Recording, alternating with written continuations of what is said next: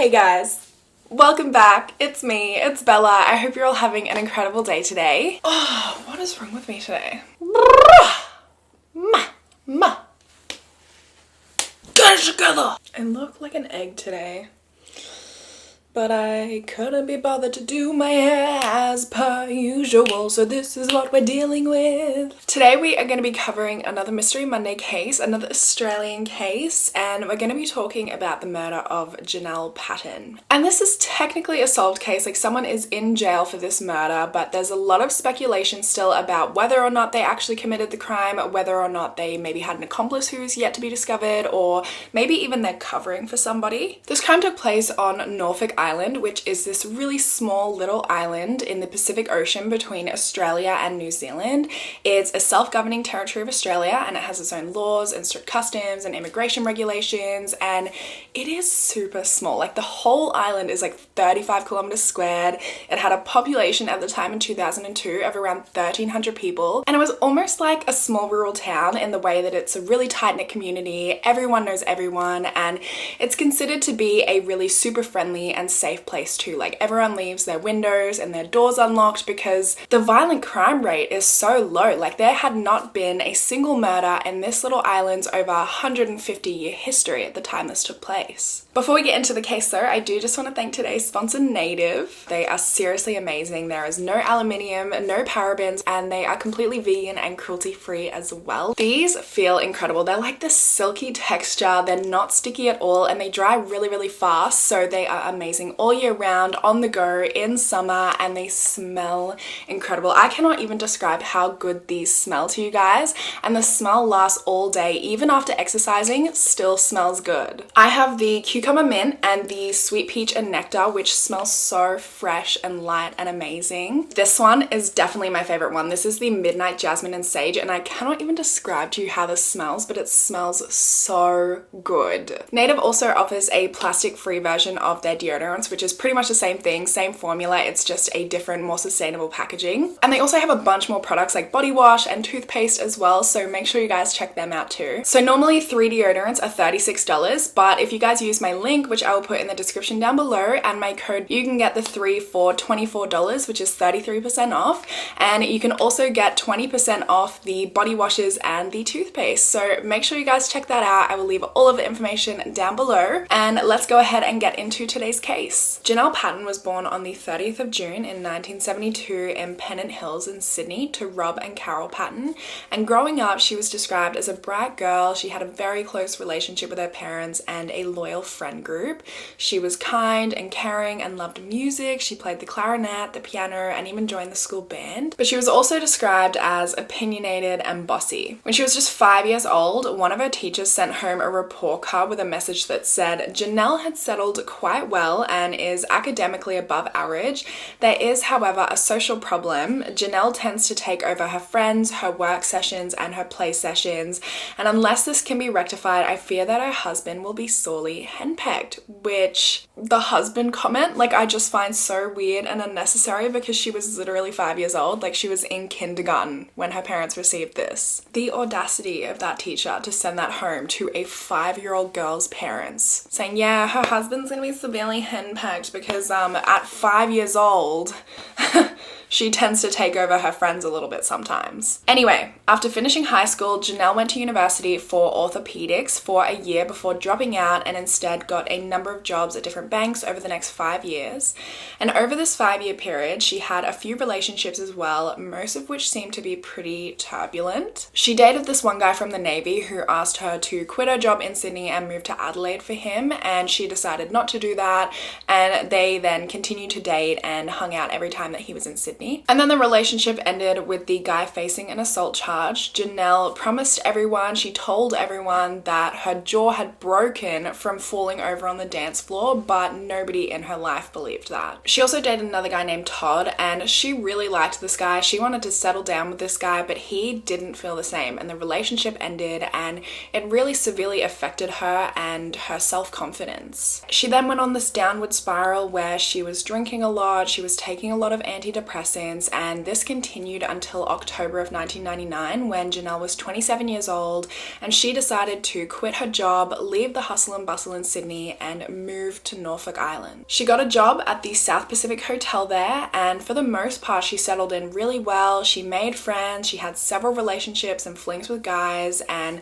she'd been working on the island for about 2 years when her parents Ron and Carol came for a visit in Easter of 2002. And Janelle was so excited for this visit. Like, as I mentioned earlier, she had a very close relationship with her parents, and in the lead up to them coming to visit her, she was just telling everyone, her friends, her colleagues, about how excited she was for her parents to come and visit her. They arrived on the 30th of March, and Janelle met them at the airport and drove them around, gave them a bit of a grand tour of the island, and then they went for dinner at the Castaway Hotel where Janelle had recently started working.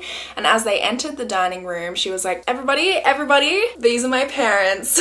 And everyone, stopped what they were doing. They said hello and they gave them all a big clap because everybody on the island practically knew how excited Janelle was for her parents to visit. At 9 p.m, Janelle and her parents said goodnight and they organized to meet up for lunch the next day after Janelle's morning shift and her daily walk. The next day, so 31st of March 2002, which is Easter Sunday, Janelle is 29 years old by this point and she goes into work at 7 a.m. for her morning shift. Her co-worker said she had been skipping and dancing and singing around the place all morning because she was in such a good mood because her parents were there and she was excited to go and get lunch with them after her shift, and she clocks off at around 11:10 a.m. From work, she goes to Food Lane, which is the main supermarket on the island, and she's captured on security footage there at 11:16 a.m. As she leaves the supermarket, she bumps into her landlady, Ruth McCoy, and Janelle gives her some Easter eggs that she'd bought for Ruth and her family, and then she heads back to her little cottage, which was situated at the back of Ruth's house on Allendale Drive. And then at around 11:30 a.m, when Ruth was driving home herself, she saw Janelle heading out for her daily walk, which took her down Rooty Hill Road toward Queen Elizabeth Lookout. A woman named Jody Williams was driving her child around trying to get them to fall asleep, and she said she drove past Janelle at around 11:40 a.m, walking toward the lookout. Shortly after this, a woman named Marie Forsyth, who was the woman who lived on the very last house before the lookout, said that she saw Janelle talking to 1 or 2 people who were sitting inside a white car. About 10 minutes later, when Jody Williams drove back down Rooty Hill Road, she said that she didn't see Janelle or anybody else on the road. At 11:45 a.m, there were 2 men having a cup of tea in a house on Rooty Hill Road when they heard a sound that they described as sounding like a child crying, and they didn't really think too much of it because one of the men had a brother who had children and he just thought that his brother had shown up and one of the kids was crying. But when nobody came to the door and there were no further sounds, they had a look outside and his brother wasn't there. At the Norfolk Golf Club, which was just down the road from Queen Elizabeth Lookout, a man named Arthur Keeping heard screaming. But by the time he went outside to see what was going on, the screaming had stopped and he couldn't tell where it had come from. That morning, Ron and Carol had gone out for breakfast before heading back to their hotel to wait for Janelle, and they waited till about 1 p.m. when they thought that, something had come up, she needed to go and do something, she was running a little late, she got stuck behind at work, whatever the case may be, and they decided to go down to Emily Bay to wait for her, and they stuck a little note on their front door just in case she showed up, just letting her know where to find them. They got back to their hotel at around 2:30 and found the note still stuck to their door. So by this point, they were getting a little worried. They tried calling her a few times and all of the calls went unanswered. By 4 p.m, they're getting really stressed out about the fact that they haven't heard from her, so they decided to go down to her cottage and see what was going on. When they got there, they saw that Janelle's car was still there and they went up to the front door and realized that the front door was unlocked, which wasn't too unusual because it was a really safe community and everyone felt pretty comfortable on the island, leaving their windows and doors unlocked most of the time. They had a little look around the cottage and everything seemed to be normal. Nothing seemed to be, crazy, trashed, anything like that. And about 20 minutes later, one of Janelle's friends, Katie Nobbs, shows up at the house as well. And Ron and Carol tell them, we're a bit worried. We were meant to get lunch with her. We still haven't seen or heard from her. So Katie calls the Castaway Hotel and they say that they haven't seen or heard from her since she clocked off at 11:10 a.m. that morning. Katie then suggests that they should go and retrace her daily walk because she takes the same route every single day. So the 3 of them walk the length of the route and find absolutely no signs of Janelle. Ron and Carol then decide to head back to their hotel and they tell the manager of the hotel what's going on, and he makes a few calls around the the island, but nobody has seen or heard from Janelle. At that point, Ron and Carol decided to call the police. It was 7:50 p.m. and when they spoke to the police, the officer on the phone asked them to come down to the station right away. When they arrived at the station, they were escorted into a private room and they were told that there had been an incident that a tourist from New Zealand who was visiting the island at around 6:30 p.m. had found the body of a woman at Cockpit Waterfall Reserve. This tourist had been walking through Cockpit Waterfall Reserve when she saw a black plastic sheet, and when she got closer to see what was underneath it, she saw body parts sticking out of the sheeting and immediately called the police, and a detective was on the scene within 10 minutes. The woman's body was lying face down and her shorts and underwear were cut and pulled down, and based on that first impression, the detectives believed that this may have been a sexually motivated crime. Other officers arrived at the crime scene soon after the discovery, and lighting was put up so that the crime scene could be processed that night. The woman whose body was discovered was officially pronounced dead at 7:56 p.m, so just 6 minutes after Ron and Carol called the police. The body was found in really bad state. There were injuries from head to toe, so officers didn't want to put Janelle's parents, Ron and Carol, through the traumatizing experience of having to identify their daughter's body, especially considering the state she was found in. So they decided to contact her landlady, Ruth McCoy, to come down, and immediately, as soon as she saw her, she knew it was the body of Janelle. Pretty soon after this, everybody in the island knew about the murder, and it wasn't long before it made news headlines worldwide. And the locals on the island were just in shock, like they were scared, they couldn't believe it because it was the first murder in over 150 years, so I'm sure at that point it just didn't feel like something that was even a possibility of happening. And because of that, it's why the locals were convinced that this was an outsider or a tourist who committed this murder, because they didn't think that it was possible for somebody who lived on the island to have committed such a crime. And on top of that, they were scared. They were worried that this wasn't just a one-off attack. They were worried that whoever killed Janelle was targeting other single, females of her age. I felt like that because maybe he was after young people, or maybe someone who was associated with her. You just don't know what's going through a person who could do that. It's mine. So police jumped right into the investigation, and the Australian Federal Police from Canberra were contacted to come over to the island to assist. Forensic pathologist Alan Carla conducted the post-mortem exam, and he found that Janelle had 64 injuries on her body, which extended from her head all the way down to her feet. There were a lot of superficial cuts on her face, the front of her neck, and her right shoulder, and these cuts were caused by a sharp object like a knife or a broken piece of bottle. She had a deep slash across her face caused by a knife and a stab wound in her eye that fractured her skull. There were several lacerations or skin tears on her head, and fragments of glass were found in her hair, so Dr. Carla believed that those injuries were caused by a blunt object like a bottle or a vase. Janelle had a number of broken bones, including a dislocated ankle and a fractured pelvis. There were grazes on her back, bruises all over her body, including some that were of very distinctive shape, like there was one that was like the shape of a letter M, and it looked like a rod or a tire lever may have been used to cause some of these bruises. She had round grip marks on her arms near her wrists, which indicated that either the attacker or an accomplice grabbed her wrists and restrained her while the attack was taking place. There were cuts on her lower legs just above the ankle, which were caused by a knife. There were multiple abrasions on her knees. There were also extensive defensive wounds indicating that Janelle had fought for her life. The webbing between her index finger and her thumb had actually been sliced so deeply that her thumb was almost severed from the rest of her hand. And there was also a cut along the inside of her fingers, which was a clear defensive wound, and it was likely that she was trying to grab the knife that she was being stabbed with. Dr. Carla concluded that the fatal wound was a stab to her chest. It went 15 meters inside her chest, it punctured her lung, and also hit the side of her chest cage. Dr. Carla also believed that based on the extensive defensive injuries, that there was only one attacker, as he believes two people would have been able to overpower her quite quickly. However, there is evidence to suggest that there may have been two attackers, which we will talk about later. A microscopic inspection of Janelle's body was conducted, and they found green and white flecks of paint on her clothes, her shorts, in her hair, on her body, and also underneath her fingernails.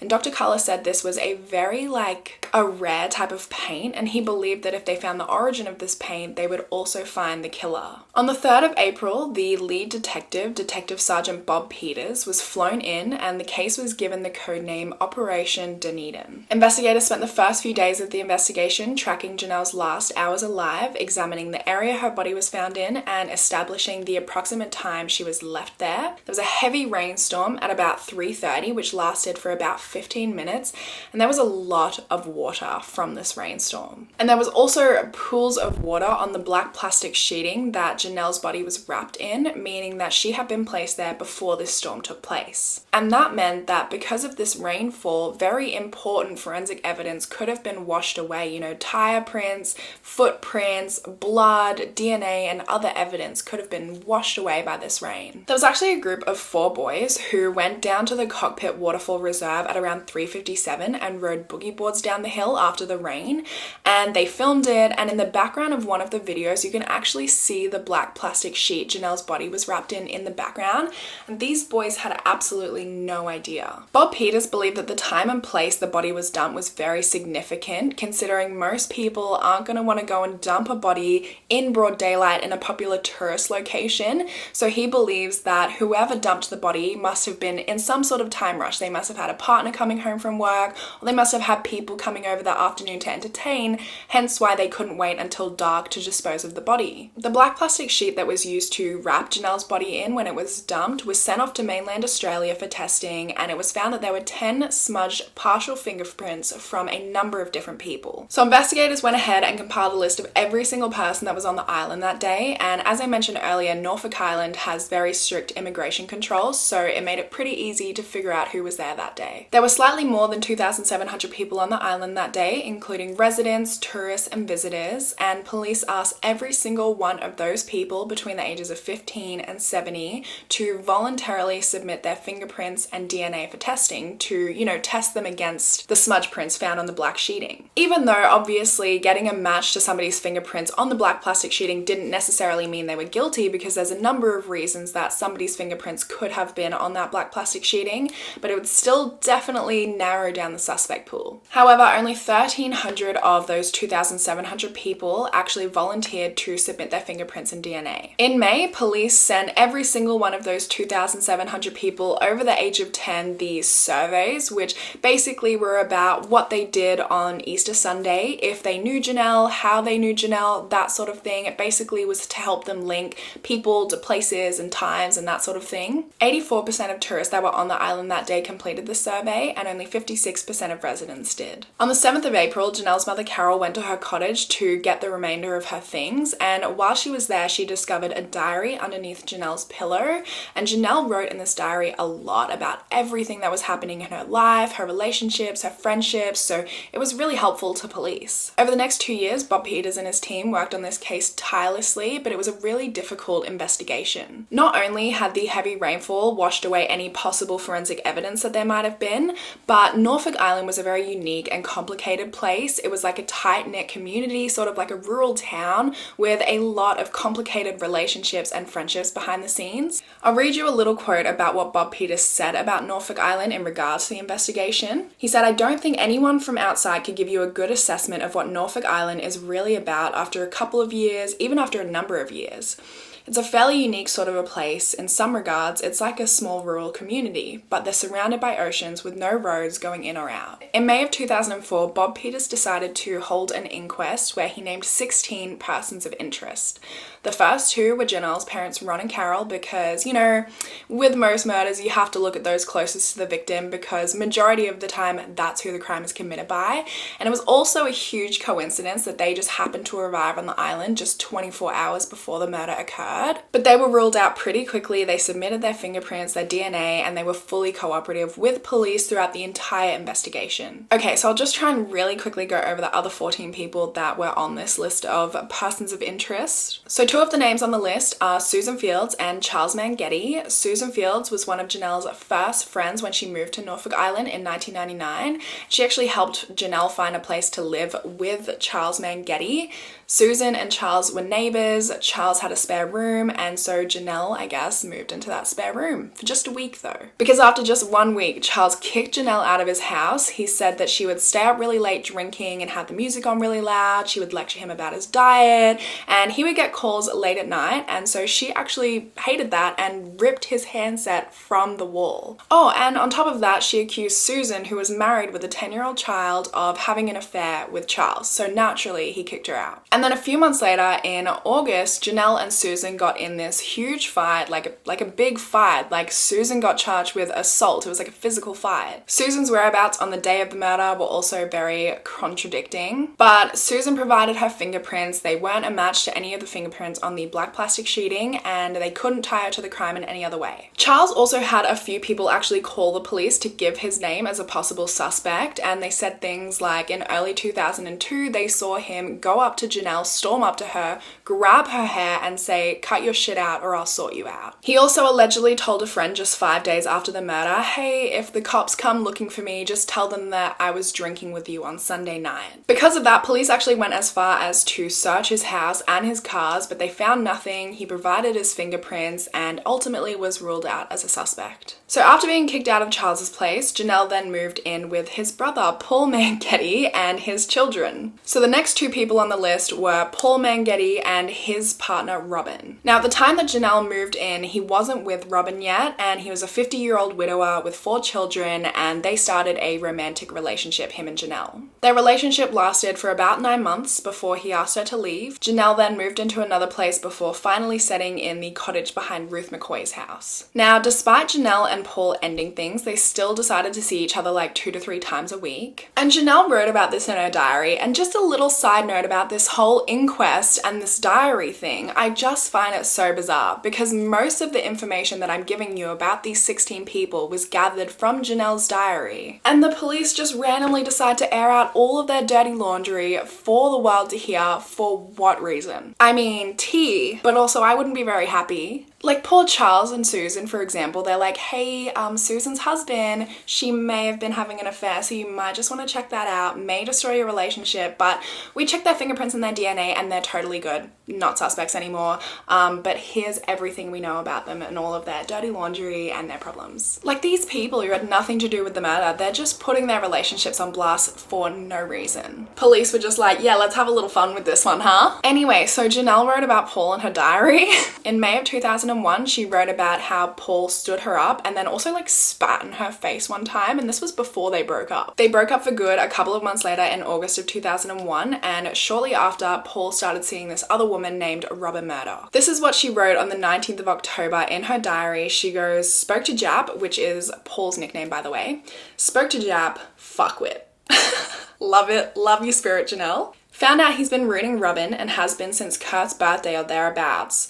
Told him he's my first enemy on Norfolk. And then after this, Janelle showed up at Robin's house and she would just like knock really hard on the doors and windows like 3 separate times. She also showed up at Paul's place one time and he threatened to call the police, and she continued to call both of them. T, am I right? It's so messed up, right? Especially because police questioned Paul and he said that Janelle was possessive, obsessive, she was clingy, and she was hard to live with. They took his fingerprints, they took his DNA, all clear. He couldn't be tied to the murder. Same for Robin. But they're like, "Hey, just here's all this stuff about them. He spat on her. Enjoy." The next person on the list was Paul's daughter, Dana Mangetti, and she was actually in Brisbane finishing off school at the time that Janelle moved into the house.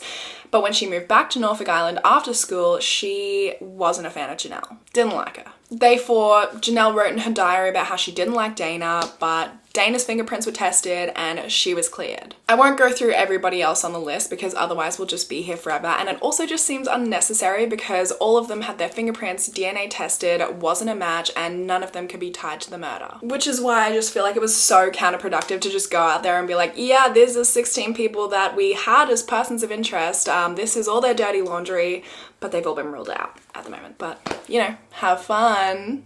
on the island. Now that you all know this about each other. The inquest and all of this information being released, as I'm sure you can imagine, definitely caused a lot of problems on Norfolk Island, and the people of Norfolk Island actually requested an apology for police doing this. We had to put up with negatives. I think they were blown out of all proportion. I think if you were to look at people of her age group at that time and their behaviour and what they were doing, it wasn't that much different from what her age group was doing. And after this inquest, a reward of $300,000 was offered to try and get some new information in the case, because police were kind of at a standstill at this time. But it wasn't long before police got their major breakthrough when they decided to re-examine all of the evidence and all fingerprints in their database, not just the fingerprints that have been given voluntarily. This is when police found the fingerprints of Glenn Mcneill. Glenn Mcneill was a chef originally from Nelson, New Zealand. He moved to Norfolk with his girlfriend Alicia Taylor in June of 2000, and a few years later in January of 2002 they got married. Glenn had previously been interviewed about a minor break and enter case, and during this interview his fingerprints were taken. It was obviously completely unrelated to the murder, so his fingerprints were in a separate file, which is why they weren't discovered until 2004 when police mass reviewed all fingerprints on record. When they ran Mcneill's prints against the 10 smudged partial fingerprints on the black sheeting that was used to cover Janelle's body, his were a match to 2 of those fingerprints. When police looked further into him, they found that while he was on Norfolk Island, he had a white Honda registered to him, and police were just like, okay, this is way too much of a coincidence considering a white Honda was seen on Rudy Hill Road at around the time of the murder. They also discovered that his marriage had ended soon after the murder, and he had moved back to Nelson, New Zealand, gotten with a new partner, and had 2 children. So I mean, he was gone. He obviously wasn't just still driving this white Honda around, so police decided to put an alert out on Norfolk Island for everybody on the island to look out for this car. And it wasn't long before somebody found this car abandoned on their property, which was not far from Mcneill's former home, in December of 2004. Police came out to see the car and they were able to positively identify it as Mcneill's. The car was then towed to a secure garage where it wouldn't be contaminated, and search warrants were executed on the car, Mcneill's old flat, the grounds of his old flat, and on the house next door, which had been a building site at the time of the murder. Over the next 3 days, a team of investigators then conducted a microscopic examination of the car.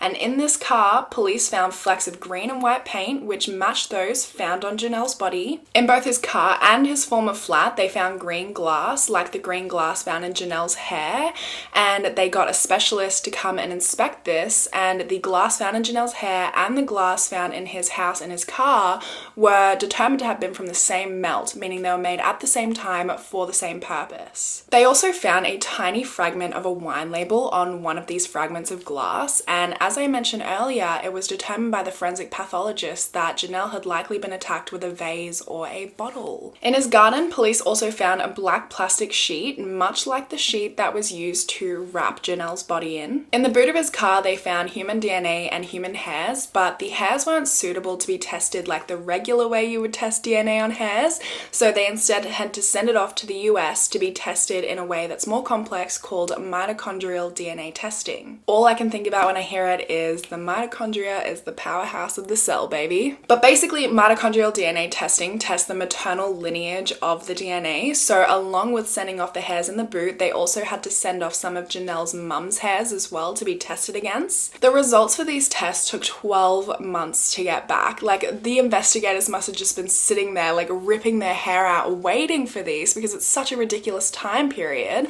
The first lab that they sent it to actually took so long, they kept pushing it back and back and back, that someone from Australia had to fly over there, get the DNA from this lab and take it to a second lab who did not do the same thing. They didn't keep pushing it back and back and back. During this 12-month period, police managed to locate Mcneill in New Zealand and they put him under surveillance. And then eventually in early 2006, police get the mitochondrial DNA testing from the hairs back, and it's a match to Janelle's family's DNA. And then to prove that it was Janelle's hair in that car and not one of her family members, they got Janelle's mother, father, brother, and uncle all to sign sworn affidavits that they had never been in the boot boot of that car or in the boot of any other car on Norfolk Island. The hair, the glass, the paint, the fingerprints, the black plastic sheeting found in his backyard meant that police finally had sufficient evidence for an arrest warrant of Glenn Mcneill. Detective Sergeant Bob Peters flew to New Zealand, and on the 1st of February in 2006 at 5:30 p.m, Glenn Mcneill was arrested. He was taken to Nelson Police Station, and despite the fact that he was warned repeatedly that he didn't have to talk, he agrees to an interview and just straight up confesses to the murder. He said that the morning of the murder, he smoked some weed and went out for a drive, and at one point during his drive, he took his eyes off the road to bend down to pick up a pack of cigarettes, and as he did so, he accidentally hit Janelle. He stopped thinking he'd hit an animal, he got out of his car and realized that there was a body under his car. And then as I got out of my car, I looked under the car and she was under there, stuck under my car. Thinking he had killed her, he picked her body up, put it in the boot of his car, and then drove home, where he stayed for an hour or two smoking weed and taking some pills until he heard some groaning coming from his car. That's when he decided to pick up one of his chef fish filleting knives, go to the car, open the boot, and this is what he reckons he did. He reckons he looked away and just did a, quick little stab into the boot to kill her. And what did you do then? I drove back home and sat back home. And I just sat at home for about an hour or two. And then I grabbed the black plastic from out the back and I grabbed a knife and I think I stabbed her. He said she didn't fight, she didn't show any resistance. He then got a black plastic sheet to cover her up, and before his wife got home, Alicia, he had to drive the body down to Cockpit Waterfall Reserve, where he dumped the body. After disposing of the body, he then went home and played video games as if he didn't just murder somebody, and he played video games until he had to go and pick up his wife Alicia, and he also claims that he disposed of the knife that he used to kill her by throwing it in the ocean. I mean, obviously the confession was not truthful. None of what he said matched up with any of the forensic evidence. First of all, forensic pathologist Dr. Alan Carla was positive that Janelle had not been run over by a car. None of her injuries were consistent with having been hit by a car, and his car was relatively low, so if he had hit her with his car, there would be some sort of injuries. It would have hit her below the lower calf, but there were no injuries to correlate that. Not to mention, for her to have gone under the car, as he said, he would have had to been driving 20 kilometers or under. Any higher than that and she would have just gone straight over the windshield. Not to mention, if she did go under the car, she'd be covered in dirt or grass or something. Her injuries would be much different. Her clothes would probably look much different. And there was no hair or skin tissue or anything else stuck to the bottom of Mcneill's car. The position he claims he stabbed her in as well doesn't correlate with her injuries at all. He claims that he looked away, gave her a quick stab, no resistance whatsoever,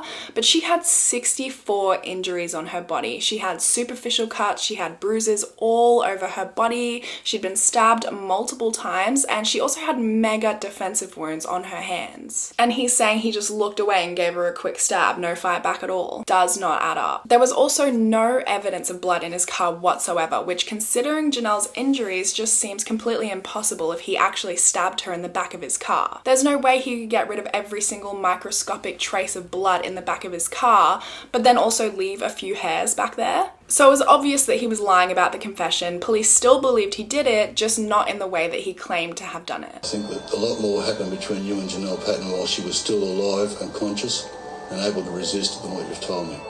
I don't want to shock you and I don't want to horrify you, but I think it's important that I show you a number of photographs now of the injuries that Janelle Patton suffered. This is a photograph depicting the right hand of Janelle Patton. That injury has been described as a classic defence injury, running horizontal to the ground. Can you explain how she suffered that injury?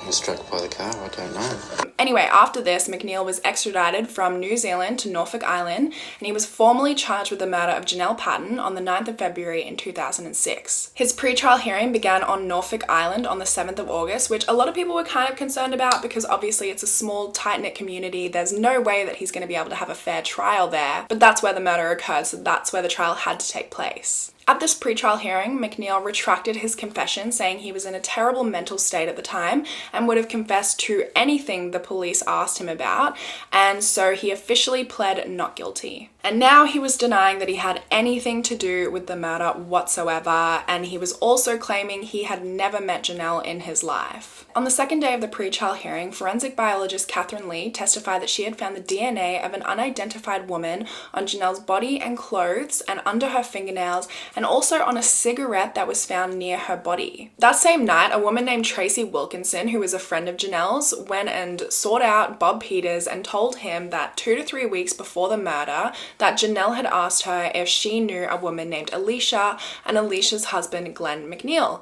And Tracy told her that she didn't really know them, but she'd heard that Glenn had been sleeping around, and she asked Janelle why she wanted to know, and Janelle didn't tell her and just changed the subject. She also said that the day of Janelle's murder, she had been working at the hotel when she heard a scream, and she went outside to check it out, and she saw Alicia, who was like red-faced, and she was kind of like swiping in a downward motion. She called out to Alicia to ask what was going on, and Alicia turned around and she had all of this red stuff on her, and Tracy was like, "Is that blood?" And Alicia was like, "No, it's paint." And then that was it, and Tracy just went back inside and kind of left it at that. And Tracy actually ended up testifying to this on the last day of the pre-trial hearing. Before Tracy's testimony, Alicia actually testified herself. She denied having any knowledge of the crime and was allowed to go back to New Zealand. After the pre-trial hearing, the judge ordered that there was sufficient evidence to go ahead with a proper trial, and the proper trial began on the 1st of February in 2007. Tracy was not called as a witness to this hearing because she went and did a full 180, completely changed her story, said that she now believed a satanic cult was responsible for the murder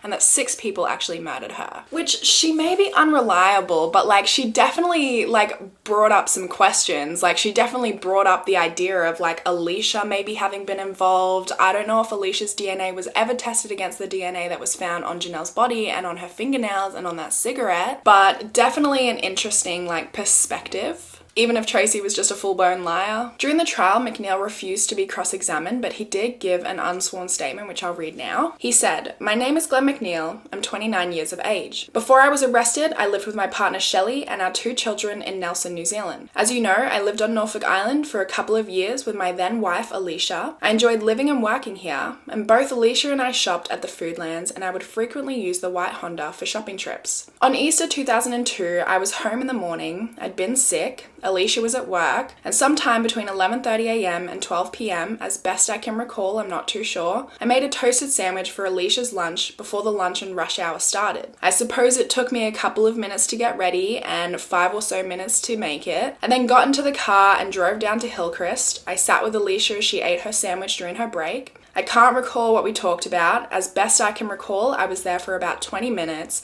I then drove home. I recall I telephoned Alicia once or twice in the afternoon because it was 5 years ago. I can't recall what was said. I stayed at home that afternoon and watched TV or played PlayStation until about 4 p.m. when Alicia arrived home from work. I didn't see Janelle Patton that day. I didn't drive along Rooty Hill Road that day. I didn't abduct or murder Janelle Patton that day. Alicia and I went for a long drive. We drove along Prince Philip Drive as well as many other roads on the island. I recall that when Janelle Patton's body was found, there was a lot of publicity around the island. People had all sorts of theories and talked about the details of the case. I recall that it was said that she was found under black plastic at Cockpit, that she'd been run over in a hit and run, and that she'd been stabbed. It was impossible to go anywhere on the island without hearing about what had happened. I was booked to return to New Zealand in May 2002 to attend my brother's wedding. While I was there, I took up the offer of a job by a friend. I spoke with Alicia about it, and we agreed that I should take it rather than return to Norfolk Island. She had a couple more months to work on her contract and would return later in the year. So I took the job in New Zealand. We spoke regularly, but our relationship was rocky at the time. In September 2002, something happened which I didn't plan or didn't expect.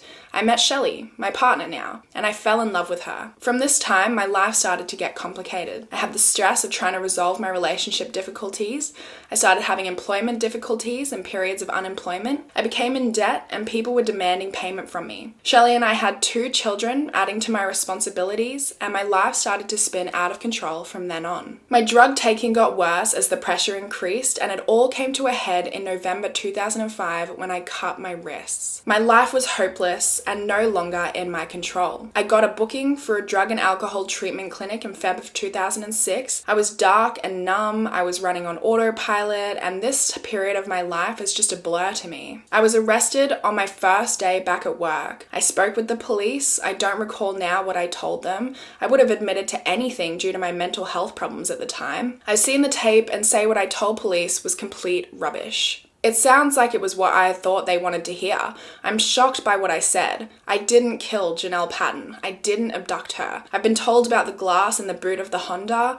I used this car to take rubbish to go to the tip. It was dirty and not much more than a wreck when I got it, and it had no carpet in it whatsoever. It was just a cheap vehicle, and I was not worried about the rubbish leaking in the boot. I've also been told about fingerprints on the black plastic. I do not know how they got onto it. I may have touched the black plastic when I was on Norfolk Island at some time. I'm not too sure. I feel very sorry for the Patton family. Their loss is enormous, but I didn't murder Janelle Patton. Thank you for listening to me. On the 9th of March in 2007, the jury finds him guilty and he was sentenced to 24 years in prison. Despite his conviction, there has been a lot of speculation about whether he actually did commit the murder or not, whether maybe he had an accomplice, maybe whether he was the accomplice and he was just the one to dump the body and not the one to murder her. In 2011, one of the jurors that convicted him actually came out saying, "We know he didn't do it, but he wouldn't say who did it, so we had to slide him." Mcneill has since come out and said that he didn't commit the murder, but he knows who did, that it was his drug dealer and the drug dealer's wife, and they brought the body to him, forced him to dump the body, forced him to take the rap for the murder,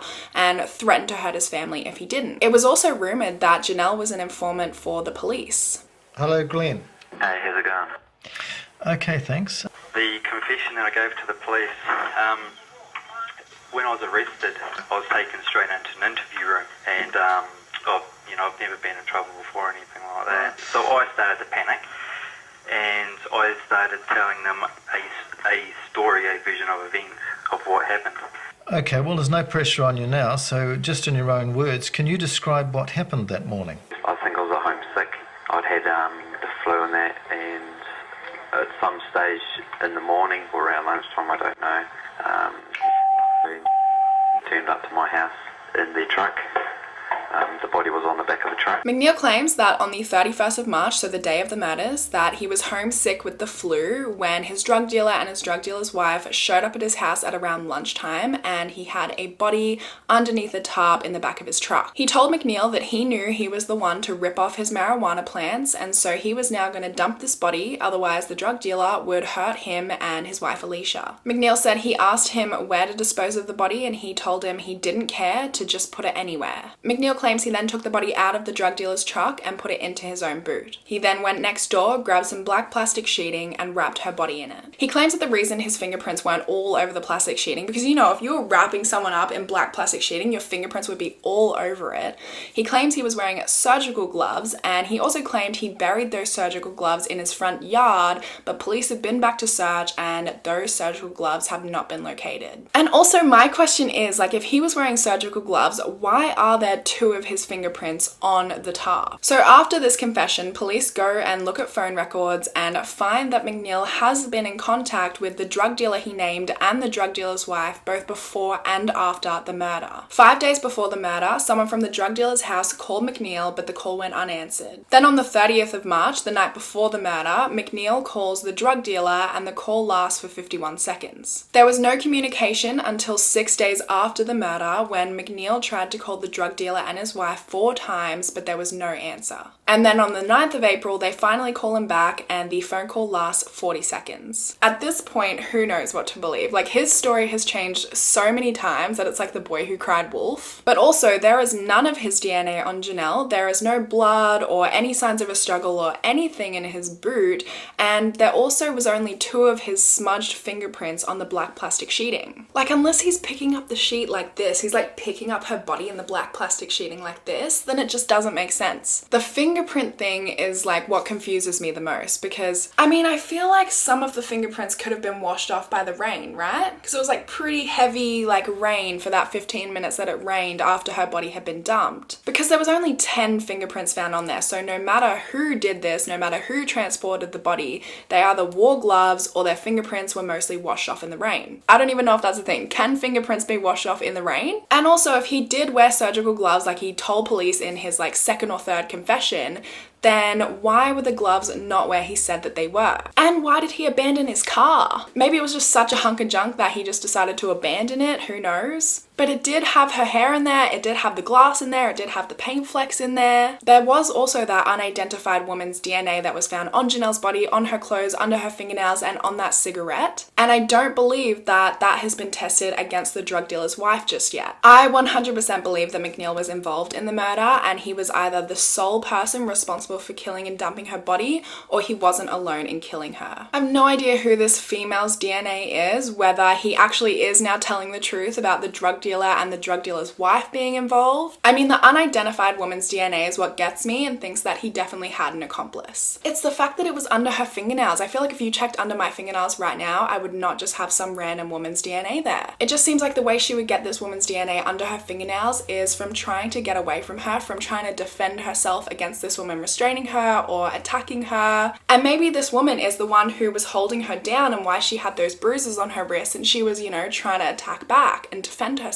But I would love to chat with you guys in the comments about your thoughts. What do you guys think? Do you think he acted alone? Do you think he had an accomplice? Who do you think the accomplice was? Do you think the drug dealer and his wife had anything to do with it? Do you think Mcneill was involved in the killing, or that he simply dumped the body? I would love to know what your thoughts are. I would love to discuss them with you in the comments down below. But that is it for today. Thank you guys so much for watching. I hope you have an incredible rest of your day, and hopefully I will see you guys in my next one. Bye guys!